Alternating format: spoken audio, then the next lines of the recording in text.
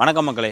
இன்னைக்கு ரொம்ப அதிகமாக மக்களால் பகிரப்படுற ஒரு விஷயம் துரந்தர் 2. அதை துருவ் ராத்தே அப்படிங்கிற ஜெர்மனியில் இருக்கிற ஒரு நபரை வந்து சொல்கிறாரு, இது வந்து ஒரு பிரபகண்டா மூவி, இது வந்து ஆர்எஸ்எஸ் மூவி, பிஜேபி மூவி. ஆனால் இதை வந்து ஒரு சாரார் வந்து சொல்கிறாங்க, இது வந்து தேசத்துக்கு எதிரான படம், ஒரு சமுதாயத்தை வந்து குறிப்பிட்டு தாக்கறக்கு உண்டான படம் அப்படின்னு சொல்கிறாங்க. ஆனால் தமிழகத்தில் இருக்கக்கூடிய ஒரு சாரார் வந்து என்ன சொல்கிறாங்க அப்படின்னா, இது வந்து தேசத்திற்கு ஆதரவான படம், நம்ம நாட்டினுடைய உளவுத்துறை வந்து எதிரி நாட்டில் வந்து வேலை பார்த்து நம்ம நாட்டில் தவறாக நடக்கக்கூடிய விஷயங்களை முன்கூட்டியே தெரிஞ்சு அதை தடுக்க முயற்சி பண்ணிட்டு இருக்காங்க.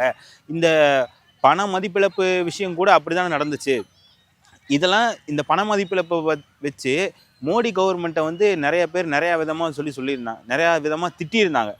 ஆனால் இப்போ இந்த துரந்தர் 2 படத்தை பார்த்ததுக்கப்புறம் மக்கள்லாம் என்ன சொல்கிறாங்கன்னா, ஓ இதனால தான் அந்த விஷயம் நடந்துச்சா, அப்போ நம்ம வந்து அவங்கள ஆதரிக்கணும் அப்படின்னு சொல்லிட்டு ஒரு சாரார் வந்து சொல்கிறாங்க.